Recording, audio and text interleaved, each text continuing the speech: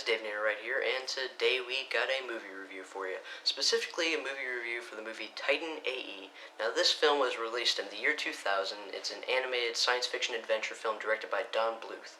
Now, I believe it's one of the last films that he ever directed. He also directed Secret of Nim, which is definitely a cult classic. But anyway, yeah. So let's just get on to the plot synopsis. It starts out in the year 3028, and it takes place like during the last 15 minutes of the Earth's existence, and basically, there's this kid named Kale. Now he gets on a spaceship and he escapes the planet, and then you see the Earth get destroyed, and it's not nice, and there's explosions, and it's sad. And then it cuts to 15 years later.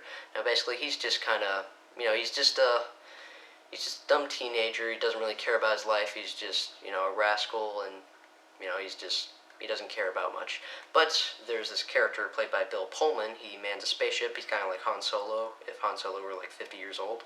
And he just flies down to this bar where Kale happened to be at, and basically picks him up, and they decide to go off and fight off the alien race that destroyed the human race. The alien race is called the Dredge, by the way. And so you get a science fiction action-adventure movie, and it's actually a pretty fun movie. Now, this is definitely not a perfect movie. Okay, it certainly has problems, namely with the pacing and characters. But overall, I do find enjoyment in this movie, though I'll admit that a bit of the enjoyment that I get out of this movie is out of nostalgia, because I used to watch this movie all the time, and I was like 6, 7, 8. I love this movie. I still kind of love this movie just out of nostalgia, but really, I gotta admit, it definitely does have some problems. So I can't call it a great movie. It's just a decent movie. But let's start with the voice acting. The voice acting is decent. Matt Damon plays Kale. I think I already said that. Bill Pullman plays... I can't remember many of the characters' names. I'm just bad at remembering names. I don't know why. Drew Barrymore is also in the movie. John Leguizamo is in the movie. Oh, John Leguizamo is in the movie. Kind of sucks, actually. But anyway, Nathan Lane's also in the movie, and some other person who I can't remember the name of in real life, or the character that she played in the movie, because, like I just said, bad memory. But yeah, I like most of the actors in the movie, except for John Leguizamo. His character is pretty much the worst part of the movie. Moving on, but all the other characters are likable.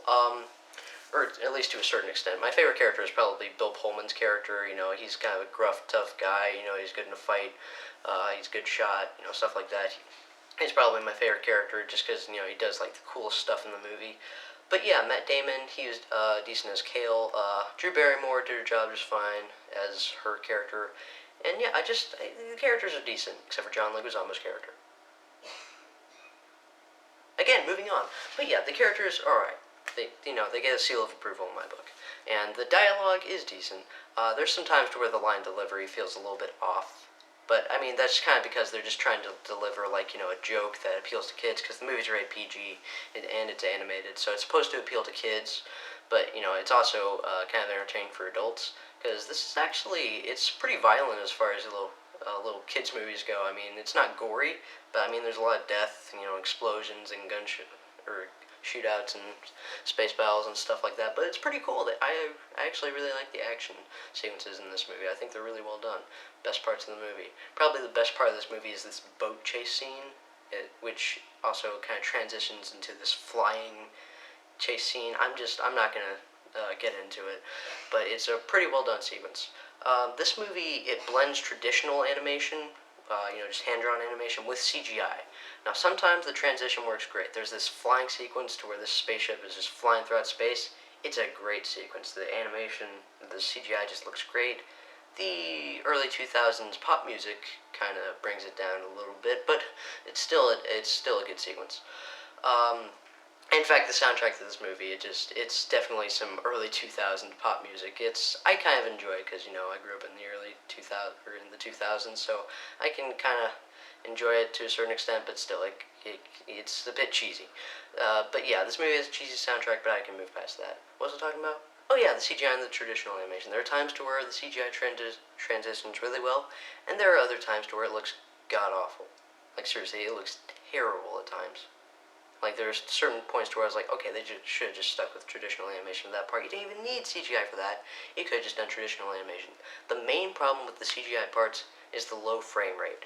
Like, there will be a panning shot to where, like, the camera moves around, or, like, you'll see a character's perspective, and they're looking around in a CGI environment, and they'll just look around.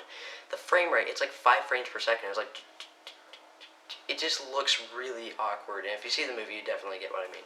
But still, for the most part, I think they did a decent job. It was the early 2000s. They were still kind of experimenting with that kind of technology. You know, the trends or the blending of CGI and traditional animation would be perfected, I think, in Treasure Planet, released in 2002, made by Disney. But I'll get to that later. I'll probably review that eventually, because that's another one of my childhood favorites. But yeah, okay, the characters, the action, the CGI, and the animation, got that out of the way. Okay, the story and the pacing. Now, here's where the real problems get out of the way.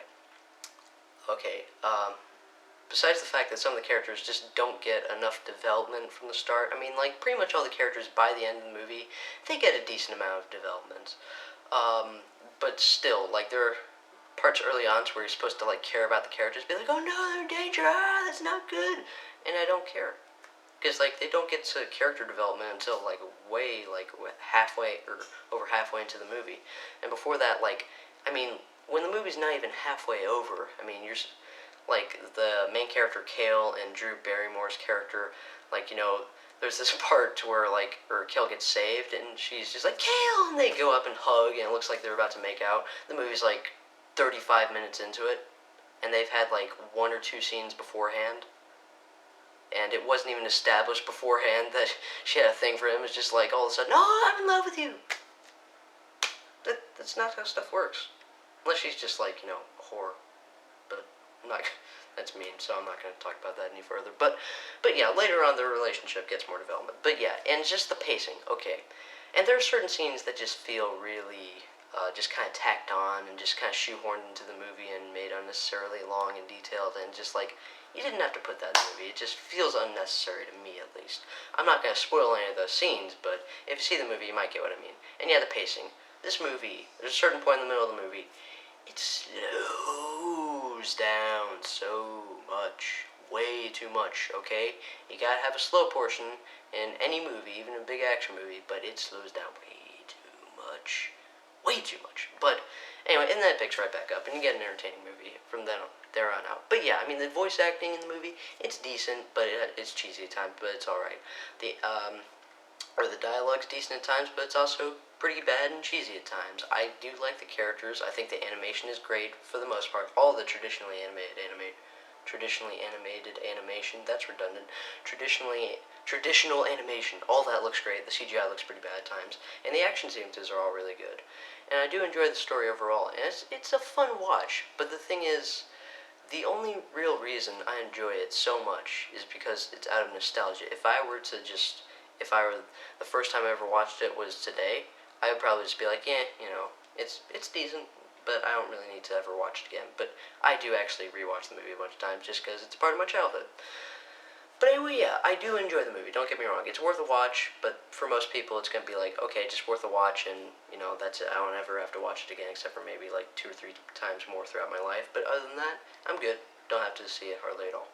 But in the end, I'm going to give this movie a B-.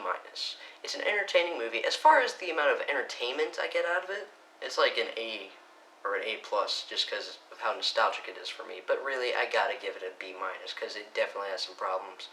The pacing gets pretty bad at times, the story really slows down in the middle, the characters don't get enough development, in my opinion. But yeah, overall, I do like the movie. And, oh yeah, another one of the main problems, just John Leguizamo's character. So annoying. Not funny, not cute, annoying. But anyway, moving on. If you like this video, please rate and comment and subscribe. And if you want to, you can also share. Get out of my face.